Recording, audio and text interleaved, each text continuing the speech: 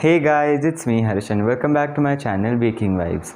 Today I will be showing you how to make a caramel sauce. It is very easy to make if you just follow the following steps that I will show you and the tips and tricks that I will give you along the way. Now let's get started.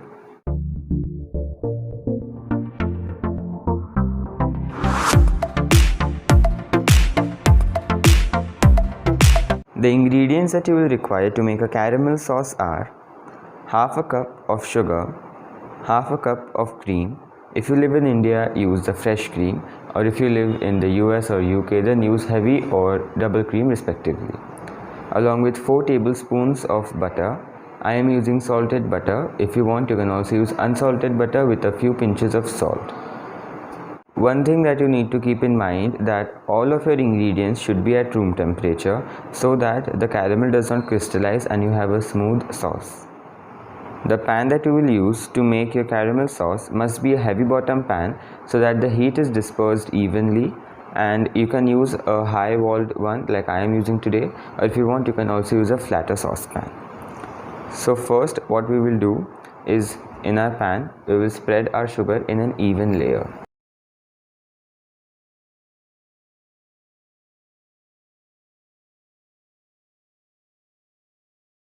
And now we will turn on the heat on a medium flame, and now we will just let it sit like this so that the sugar melts.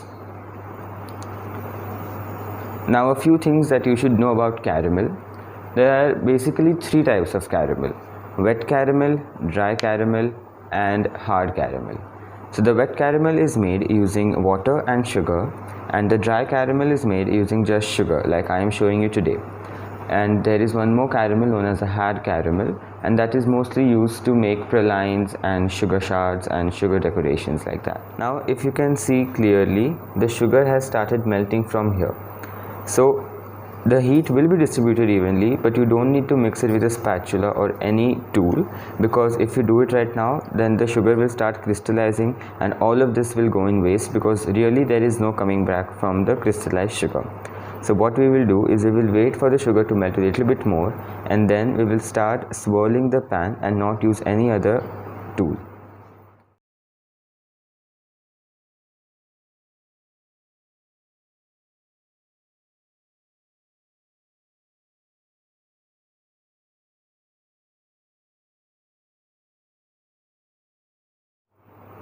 Once you can see that most of the sugar is melted, now you can bring in your spatula or a wooden spoon or a whisk, whatever you like.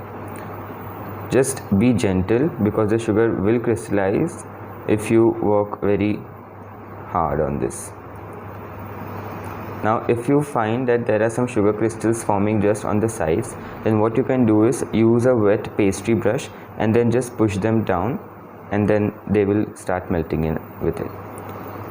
Now we will reduce the flame because we don't want the caramel to burn at all, and just mix it so that all of the sugar is melted.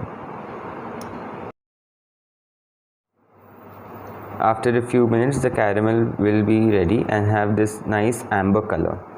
So now you have to reduce the flame a little bit and be very careful because this is a caution and it will bubble up a lot.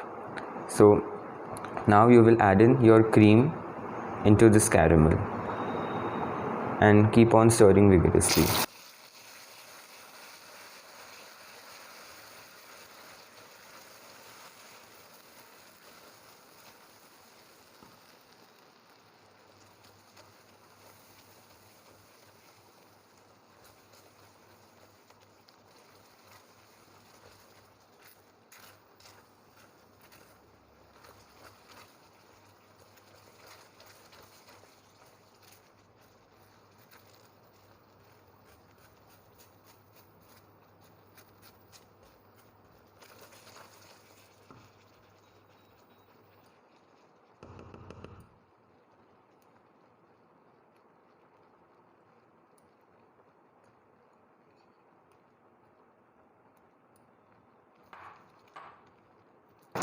Now, if your caramel was hot and your cream was not at room temperature, your caramel would have completely crystallized, and this all effort that you made to make this beautiful caramel would have all gone to waste, and you would have to start over again with new sugar and new cream, and basically everything would be a huge waste.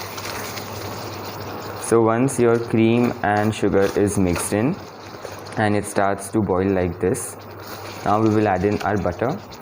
If you want less butter, then you can also add just 2 tablespoons instead of all the 4 tablespoons.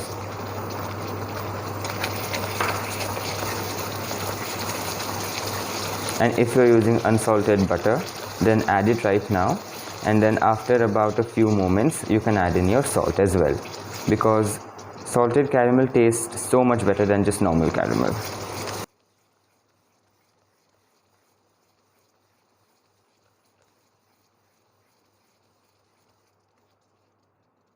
Just keep mixing and make sure that your butter is all melted and mixed in with your caramel.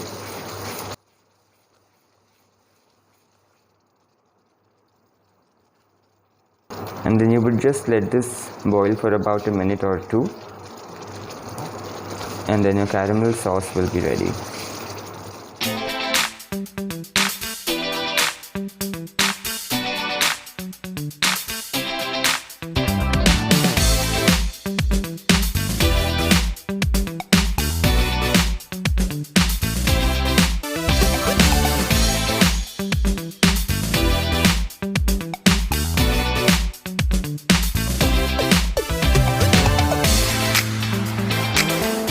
My recipe for the caramel sauce. Use it to drizzle on top of your ice cream, cupcakes, mix it in your milk to make a shake, use it in your cakes.